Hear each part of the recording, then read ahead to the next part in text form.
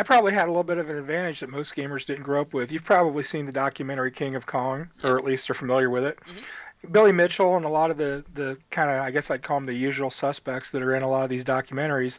Um, Early on, Walter Day had a kid that played defender for 24 hours down at Twin Galaxies.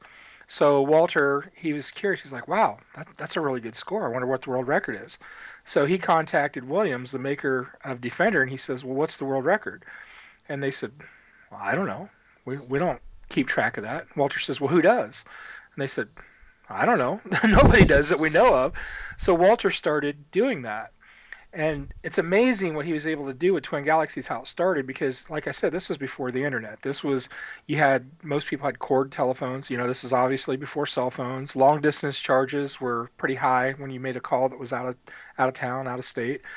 No internet. I don't know how he managed to get the word out the way that he did, but just almost overnight, scores started coming in.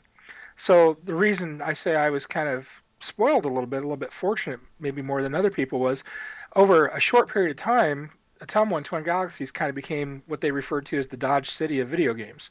So you had Billy Mitchell come into town, you had Ben Gold come into town, you had Steve Harris come into town, you had all these great, just awesome players from all over the country that, when they came in, they all had their game, so to speak, that they were good at. Billy Mitchell was playing Donkey Kong and Miss Pac-Man back then. Ben Gold was playing Millipede and Satan's Hollow. Steve Harris was playing Popeye. And I don't just mean playing it. I mean, when they came in and they played at a level that you had never seen before. Kind of like what you just said as far as people watching. And so on any given weekend, I could walk into Twin Galaxies, especially in the summer, and some of these now famous, kind of household name superstars were there.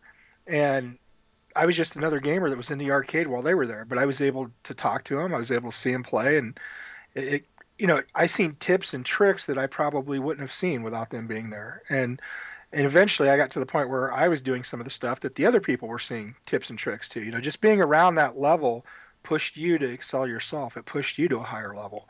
All of us competing against each other.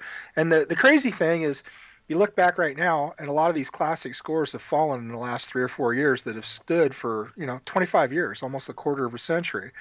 And the people that are beating them today are using MAME, and they're using save states, and they're using, rack advance or whatever it's called. They're skipping ahead to the part. When they sit down to play, they can start where they're having trouble. They can advance the game to that. They don't have to play the 5 or 6 hours to get there to where their game is ending. They can just start there and work on it. We didn't have that.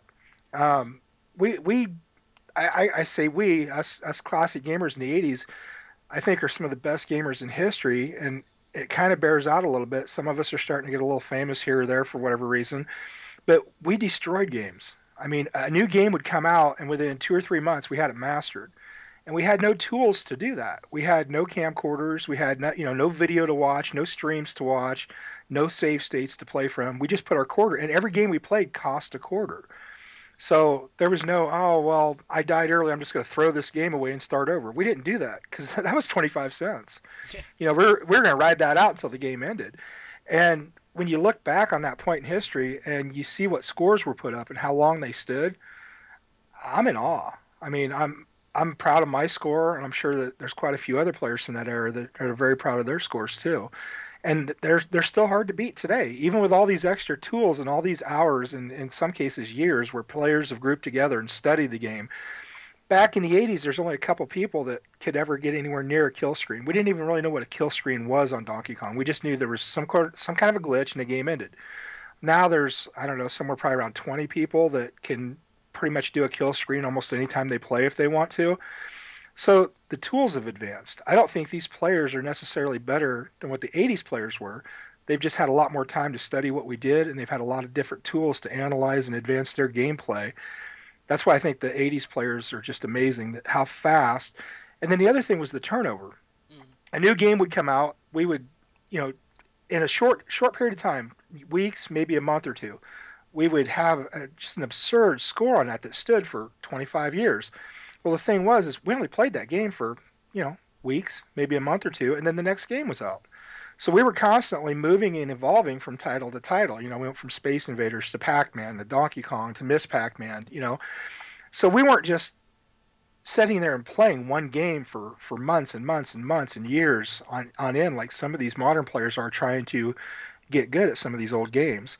The Donkey Kong community, I think it's pretty amazing. I think there's a lot of really talented players, but I think that the players that are really playing it are playing it with the idea in their head that they're going to get famous. You know, like King Mm-hmm. of Kong was out.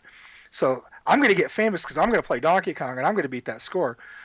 We played games we liked. We played games for fun. We weren't going, oh, I'm going to get famous on this game. This game's fun. I'm going to play it.